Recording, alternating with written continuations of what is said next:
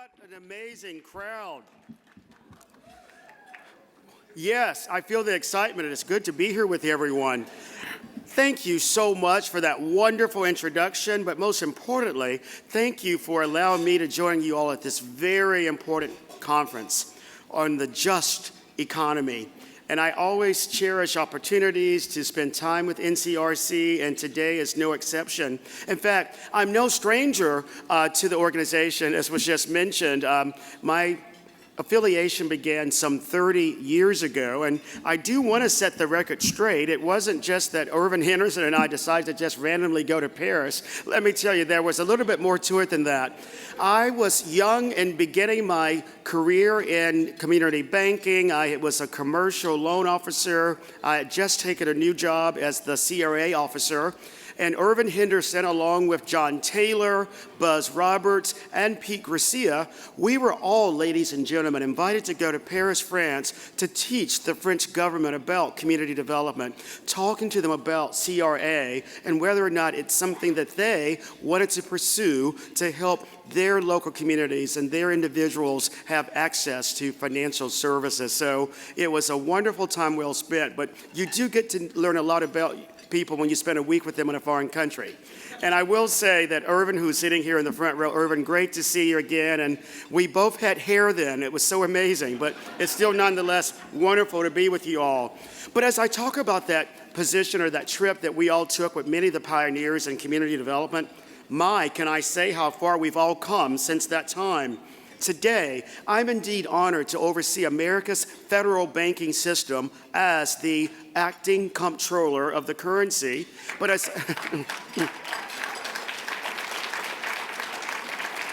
Thank you all, but I was just going to finish that by saying by no way should you interpret my being acting with being inactive. I certainly believe in really working hard and diligently, and we're going to be talking about some of the things that we've been able to address over the past 6 weeks that I've been in my role. Many of you in this room may know that my interest in finance began when I was a youngster. I was studying accounting through college. I did have a little bit of a stint in Africa as a missionary, where I did look at perhaps going into the priesthood. And when I didn't go into ministry, I went into finance. Logical choice, you may think. For me, it was a logical choice because all the work you've heard me champion, all the work you've heard me advance has been around helping the least amongst us. It's been not necessarily having to wear the clerical collar to touch communities in need. So I want you to know that I have always cherished opportunities to give back, whether I'm a CRA officer, whether I was the chairman of another federal regulatory body that oversaw credit unions, or in the work that I'm doing now. Every role that I've had, I've focused undeniably on the importance of financial inclusion for underserved, because I know how transformative it can be when people gain access to quality, affordable financial services and products. Make no mistake about it. Financial inclusion, to me, and undeniably is the civil rights challenge of our generation. That's why my focus has been unwavering, and I encourage innovative thinking among stakeholders in financial services about how we can lead the way to foster greater financial inclusion in economically disadvantaged communities. During my time as the NCUA chair, I made financial inclusion a priority for the agency and the overall cooperative system.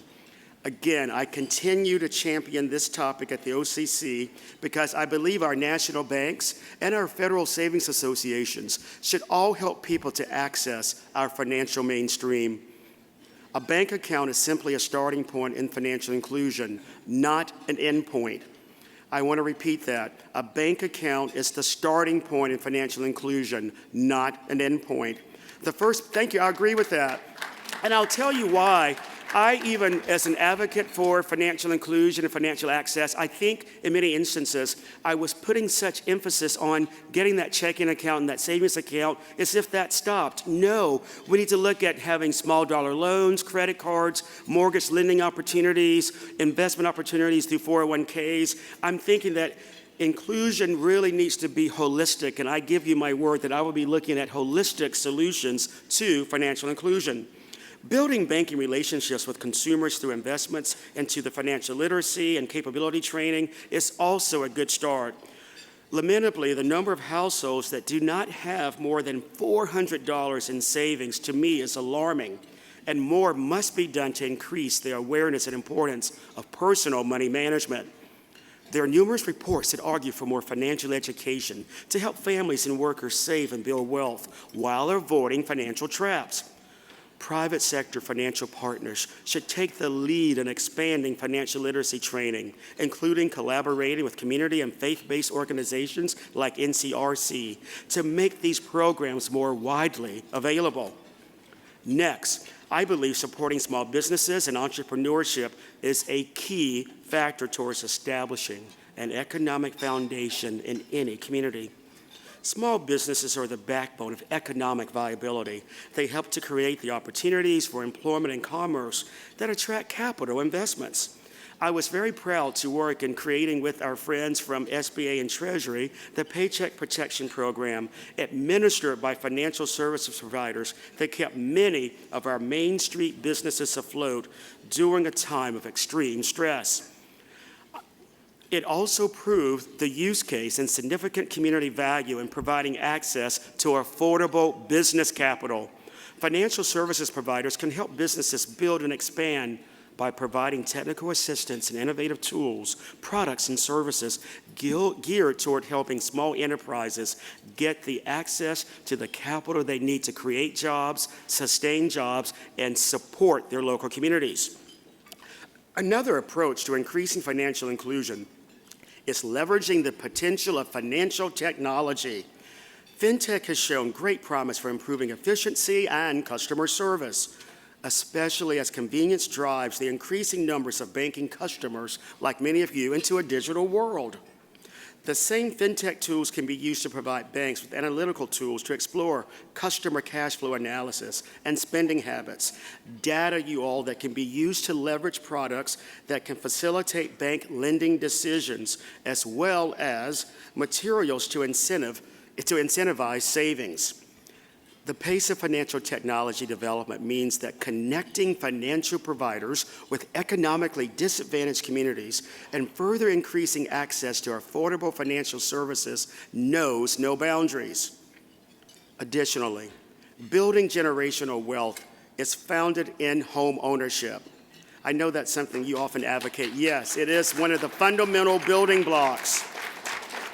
Buying a home helps members of economically disadvantaged communities have access to the American dream and own an asset to build equity that can ultimately provide opportunities for starting a small business or paying for an education or creating, again, that building block for the next generation.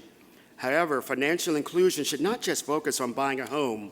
Maintaining and preserving generational assets, such as a family home or farm, is just as crucial to ensuring opportunities for economic mobility. Lamentably, over the past few years, housing affordability has indeed deteriorated. Between 2020 and 2024, median family income increased by 24.6%. However, during the same period, home prices rose by 45%, nearly double the average five-year home price appreciation since 1980.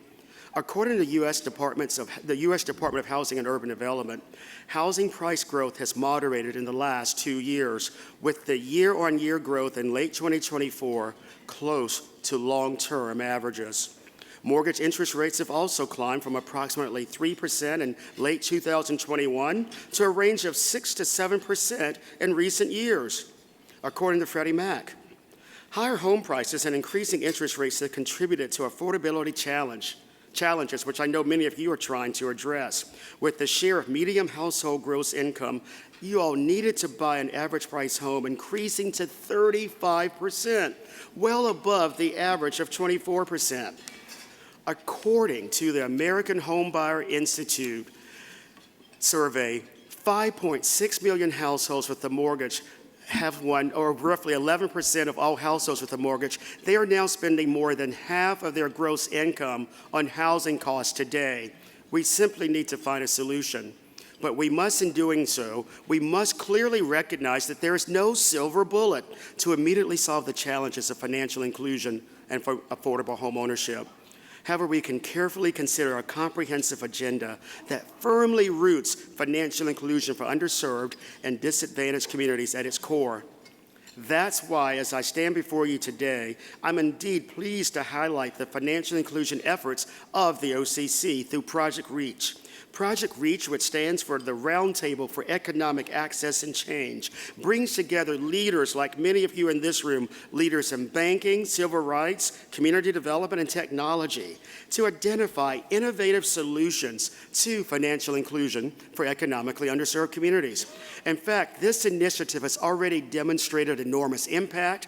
Those of you that are in the New York region, I want you to know that we will be having a convening in New York on April the 29th, and I hope many of you can join us.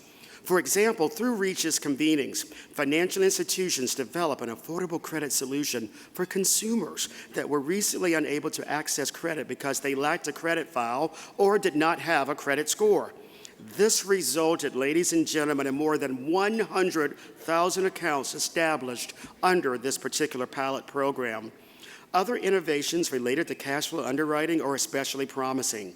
Several banks have begun piloting tools that analyze consumers' habits in making deposits and paying bills as a means of determining their ability to manage debt for credit underwriting purposes. This creates a range of opportunities for those who lack a FICO score, any type of credit score, and they are what we would call credit invisible. Today, I'm pleased that several national banks have undertaken a pilot program to expand the use of alternative non-FICO data, primarily from deposit accounts, to qualify credit-impaired consumers for affordable lines of credit and bringing them into the regulated financial system. And I put the emphasis, you all, on the regulated financial system because if we don't bring them into our system, such as the OCC, it makes them vulnerable to those pernicious and predatory payday lenders that are in all the communities that we really see every day. So we really want to bring them into the mainstream. The success of this pilot shows how outcomes can be accelerated and expanded through future collaboration and engagement. This now leads me to tell you about more of how the OCC is refocusing and rededicating Project REACH in its efforts to support financial inclusion. Over the last 5 years, the OCC provided a forum for industry and community leaders like all of you to collaborate on developing innovative solutions, primarily centered on areas that were key to community and economic development topics. As we recognize the evolving financial landscape, we need to ensure that all communities are afforded the opportunity for economic inclusion and mobility. This means we need to educate consumers about opportunities and risk related to digital assets and create technical assistance vehicles that could lead to accessing affordable credit for new entrepreneurs and the gig economy workers. We will also focus our work, you all, on 4 key work streams. Affordable housing will be a work stream. Also, there's going to be a work stream devoted to small business. Third is going to be a technology work stream that's going to work on the emerging technologies such as fintech and digital assets. And the fourth work stream will focus on geographic specific efforts, addressing unique economy challenges facing specific neighborhoods, communities, or regions throughout our country, thus promoting holistic development strategies for local areas, along with community leaders and representatives from MDIs and CDFIs. But I'd be remiss if I didn't tell you this.